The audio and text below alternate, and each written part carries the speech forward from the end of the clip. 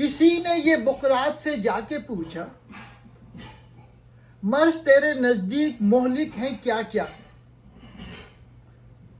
کہا دکھ جہاں میں نہیں کوئی ایسا کہ جس کی دوا حق نے کی ہو نہ پیدا، مگر وہ مرض جس کو آسا سمجھیں، کہے جو طبیب اس کو ہزیاں سمجھیں۔ ایک شخص نے مشہور حکیم بقراط سے پوچھا کہ آپ کے نزدیک سب سے زیادہ خطرناک اور جان لیوا بیماری کون سی ہے؟ بقراط نے جواب دیا کہ دنیا میں کوئی بیماری ایسی نہیں جس کا علاج اللہ تعالیٰ نے پیدا نہ کیا ہو۔ ہر جسمانی، ذہنی اور اخلاقی بیماری کا کوئی نہ کوئی علاج ضرور موجود ہے، لیکن سب سے خطرناک بیماری وہ ہے جسے مریض بیماری ہی نہ سمجھے۔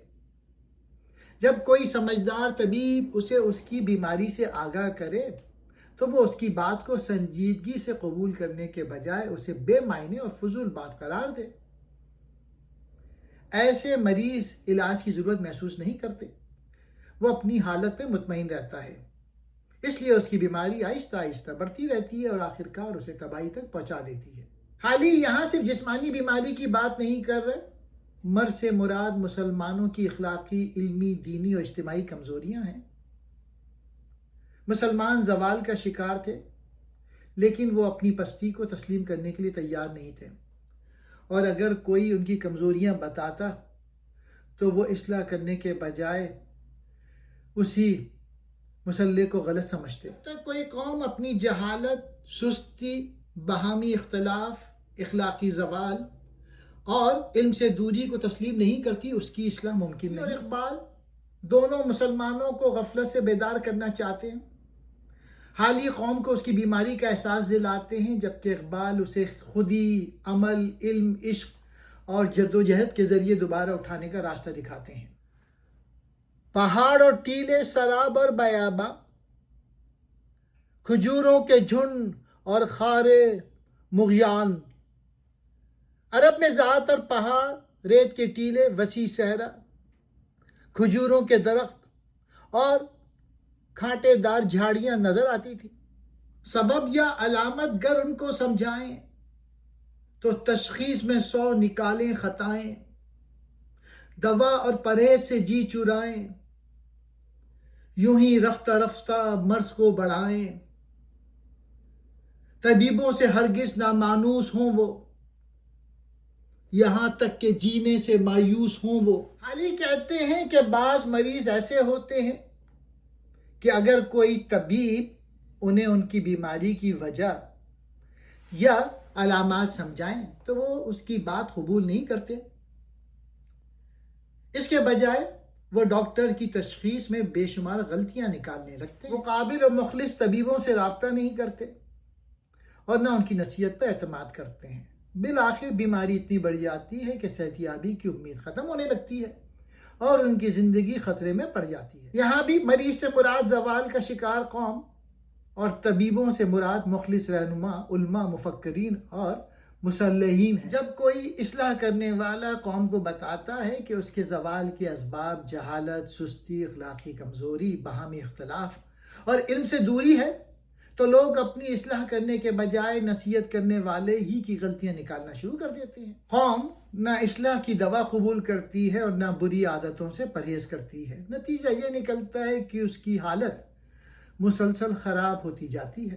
اس بند کا بنیادی پیغام یہ ہے کہ صرف بیماری پہچان لینا کافی نہیں، علاج قبول کرنا اور پرہیز کرنا بھی ضروری ہے۔ جو شخص یا قوم اپنی کمزوری تسلیم نہ کرے، مخلص نصیحت میں خامیاں تلاش کرے، اصلاح سے گریز کرے اور نقصان دہ عادتیں نہ چھوڑے، اس کی حالت رفتہ رفتہ ناقابل علاج ہو سکتی ہے۔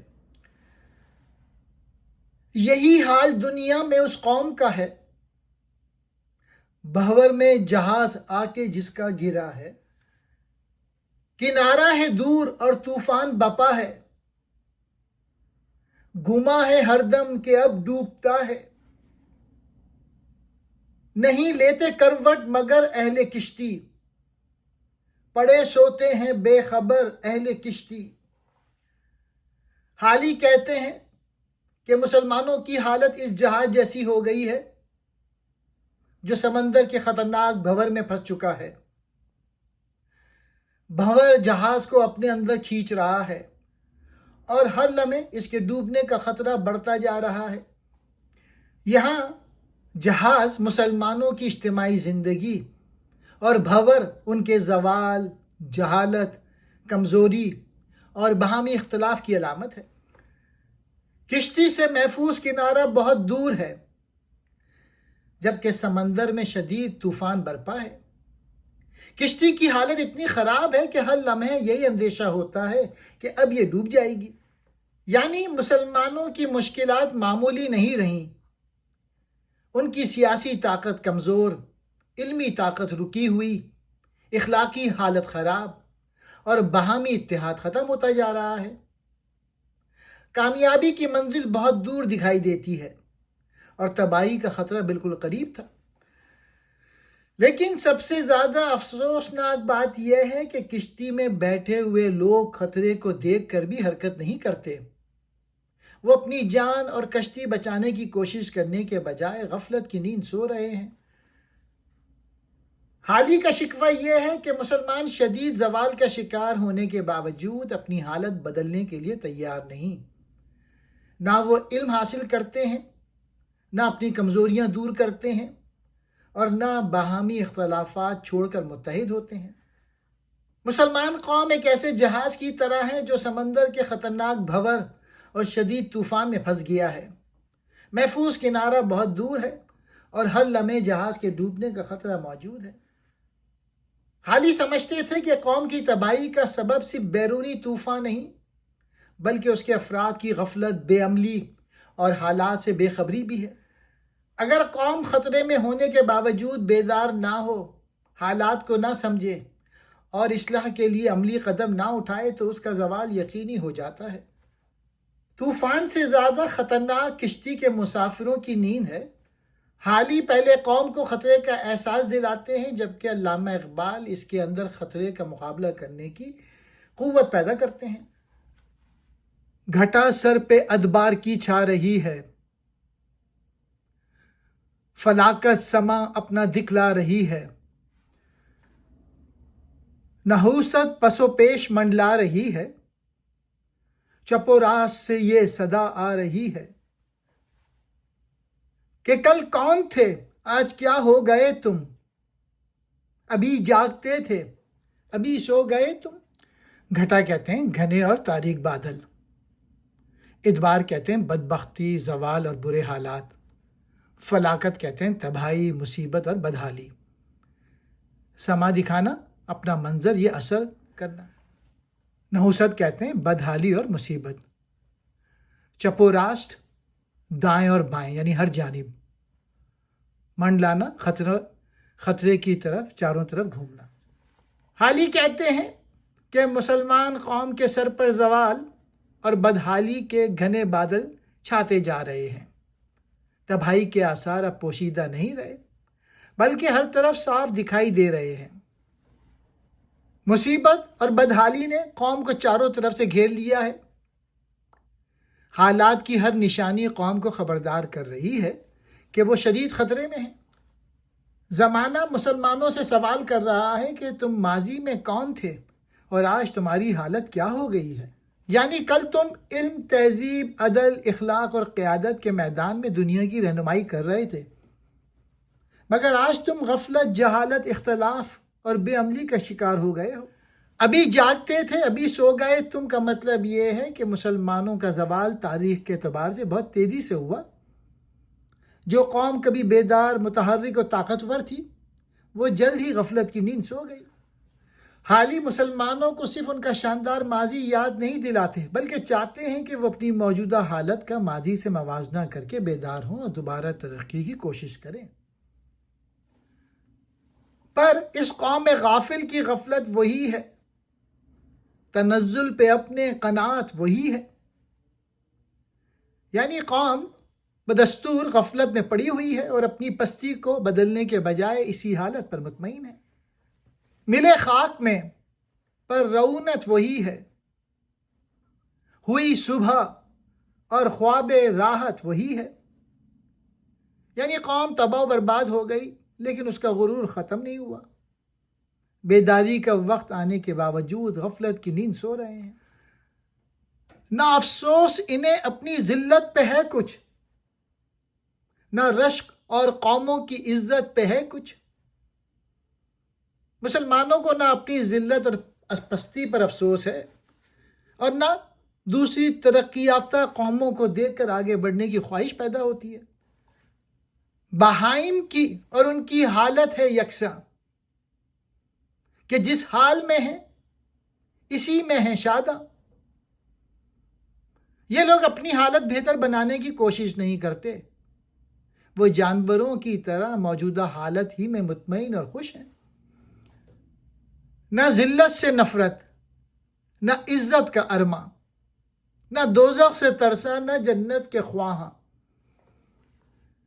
انہیں نہ اپنی ذلت بری لگتی ہے، نہ عزت حاصل کرنے کی خواہش ہے، نہ آخرت کے عذاب کا خوف اور نہ جنت کی طلب ہے. لیا عقل و دین سے نہ کچھ کام انہوں نے، کیا دین برحق کو بدنام انہوں نے. مسلمانوں نے نہ عقل سے صحیح رہنمائی حاصل کی اور نہ دین کی تعلیمات پر عمل کیا. اپنے برے کردار سے انہوں نے سچے دین کو بدنام کر دیا. وہ دین جس نے آدھا کو اخواں بنایا، وحوش اور بہام کو انسان بنایا. اسلام نے ایک دوسرے کے دشمن لوگوں کو بھائی بھائی بنا دیا اور وحشی اور غیر مہذب انسانوں کو اخلاق و تہذیب سکھائی. درندوں کو غم خوارے دوراں بنایا، گڈریوں کو عالم کا سلطان بنایا. اسلام نے سخت دل اور ظالم لوگوں کو انسانیت کا خیر خواہ بنا دیا اور معمولی چرواہوں کو دنیا کی قیادت کے قابل بنا دیا.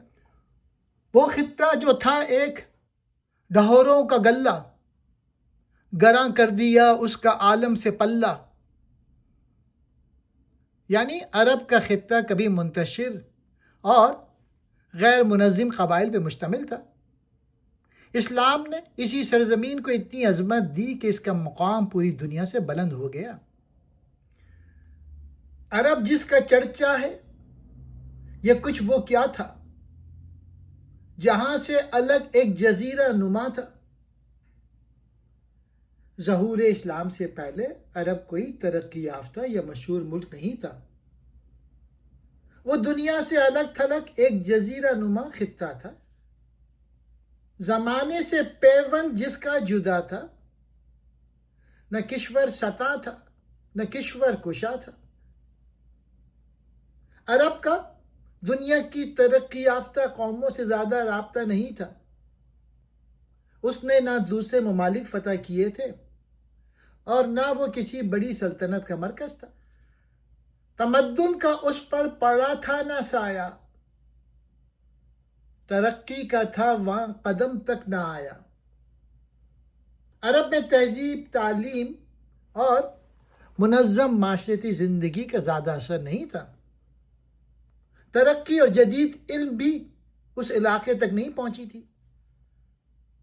نہ آب و ہوا ایسی تھی روح پرور کہ قابل ہی پیدا ہوں خود جس سے جوہر. حالی کہتے ہیں کہ عرب کی سخت آب و ہوا ایسی خوشگوار نہیں تھی جو خود بخود غیر معمولی صلاحیتوں اور عظیم شخصیت کو پروان چڑھاتی. نہ کچھ ایسے ساما تھے وہاں میسر، کول جس سے کھل جائیں دل کے سراسر. وہاں تعلیم، تربیت اور تہذیبی ترقی کے وسائل موجود نہیں تھے جو انسانوں کی پوشیدہ صلاحیتیں بیدار کر دیتے. نہ سبزہ تھا صحرا میں پیدا نہ پانی، فقط آب باراں پہ تھی زندگانی. عرب کے صحراؤں میں نہ زیادہ سبزہ تھا اور نہ پانی کے مستقل ذرائع. لوگوں کی زندگی زیادہ تر بارش کے پانی پر منحصر تھی. زمین سنگلاخ اور ہوا آتش فشاں، لوؤں کی لپٹ باد سرسر کے طوفاں. عرب کی زمین سخت اور پتھریلی تھی جبکہ ہوا آگ کی طرح گرم تھی. وہاں شدید گرم لو اور تیز آندھیاں چلتی تھیں. پہاڑ اور ٹیلے سراب اور بیاباں، کھجوروں کے جھنڈ اور خارے مغیان. عرب میں ذات اور پہاڑ، ریت کے ٹیلے، وسیع صحرا، کھجوروں کے درخت اور کھانٹے دار جھاڑیاں نظر آتی تھی. نہ کھیتوں میں غلہ، نہ جنگل میں کھیتی. عرب اور کل کائنات اس کی یہ تھی. عرب میں زرخیز کھیت اور وسیع زرعی علاقے بہت کم تھے. یہی سخت صحرا، پہاڑ اور محدود نباتات عرب کی پوری دنیا تھی.